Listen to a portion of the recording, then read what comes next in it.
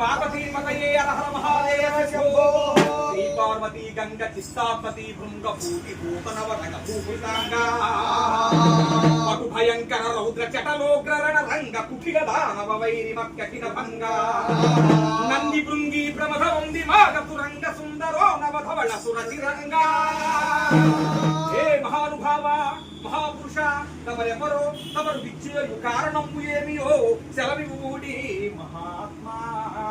నందీశ్వర తమరు ఎవరు అంటున్నారు? నా నామదేహం పరమశివుడు. నామధేయము పరమశివుడు అంటే పరమశివుడు వారు ఎవరండి? కృతాయుగంలో పుట్టబడిన అవతారం. కృతాయుగంలో అర్ధనారీశ్వరుడు, త్రేతాయుగంలో ఉమామహేశ్వరుడు, ద్వాపరయుగంలో శివకేశవుడు, కలియుగంలో లింగాకారం తప్ప నిజస్వరూపం లేదు. ఆకారం లేదు. ఎక్కడికైనా దేవాలయం దగ్గరికి వెళ్ళి మనం నమస్కరించుకునేటువంటి మనందరం కూడా లింగ స్వరూపుడైనటువంటి ఆ పరమేశ్వరునికి లింగావతారునిగా మనం ప్రార్థిస్తూ ఉంటాం. కానీ లింగ స్వరూపంగా పరమశివుడు వారు సాక్షాత్తు పరమశివుడు వారు రూపాధారణగా వచ్చారు. అవును, లింగాధారణగా కాకుండా రూపాధారణగా వచ్చినటువంటి తమరు ఇలా రావడానికి కారణం ఏమిటి స్వామి? నా ముక్కుడు గుమ్మ పార్వతీదేవిని, నా సతీమైన పార్వతీదేవిని ఎక్కడైనా చూసారా? నిన్నే చూశానండి. ఎక్కడ అంటే ఆమె ఎలా ఉంది అంటారేమో. ఆమె రూపురేఖ విలాసము నెట్టి వెలుగా కాళ్ళమోయ లంగా అంటే ఇక్కడ దాకా లంగా. ఆమె కంటి నిండా గంగ. పాపం ఎప్పుడు ఏడుస్తూనే ఉంటుంది. ఏమండి, కన్ను లొట్ట, కాలు సొట్ట, నోట్లో ఏమో పెద్ద సొట్ట అంటారా? ఆవిడ పార్వతీదేవి భక్తురాలు. మీరు చెప్పింది ఆమె పేరు ఏం పేరమ్మా అని అడిగితే పార్వతి అన్నారు. ఆవిడ పేరు పార్వతి. ఆవిడ పార్వతీదేవి భక్తురాలు.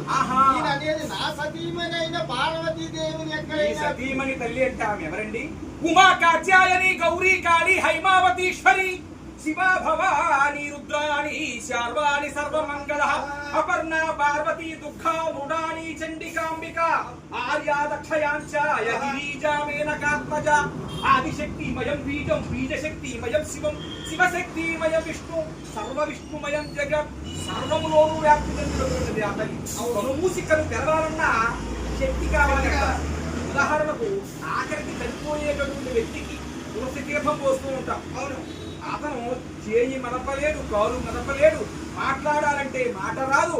మహాశివుడైనటువంటి ఇప్పుడు అందుకనే చాలా మంది మన శరీరం ఉన్నంత వరకే భగవన్నామ సంకీర్తన చేయాలి. శరీరం ఉన్నంత వరకే, శక్తి ఉన్నంత వరకే దాన ధర్మాలు చేయాలి. శక్తి ఉన్న వరకే మంచిగా జీవించాలి. అందుకనే చచ్చి చావకూడదు, బ్రతికి చావకూడదు, చచ్చి బ్రతకాలి అంటారు. చచ్చిన వాడు ఎవడంటే అలా వాడు ఎన్ని దుర్మార్గాలు చేశాడు, ఇది నచ్చాడు, మరే బాగా పెంచాడు. చచ్చిపోయిన వాడిని మళ్ళీ చావు కోరుతూ ఉంటారు. బతికి చచ్చినవాడు వీడు ఇంకా బతికే ఉన్నాడు రా, ఎన్ని దుర్మార్గాలు చేస్తున్నాడు, వీడు చచ్చినా బాగుండు. బతికున్న వాడు కూడా చావు కోరుకుంటాడు. వాడు బతికి చచ్చినవాడు, చచ్చి బ్రతికినవాడు. చనిపోయిన తర్వాత ఆహా బ్రతికున్నప్పుడు ఎన్ని పుణ్యక్షేత్రాలు తిరిగాడు ఆయన. బ్రతికున్నప్పుడు ఎంతటి భక్తిపరుడు, బతికున్నప్పుడు ఎన్ని దాన ధర్మాలు చేశాడు, బతికున్నప్పుడు ఎన్ని మంచి పుణ్యాలు చేశాడు, మంచిగా జీవించాడు. ఇతను ఇంకా కొంతకాలం బ్రతికుంటే బాగుండురా, కానీ బతికి చచ్చిపోయినా ఇతను అందరిలోనూ బ్రతికున్నట్టే.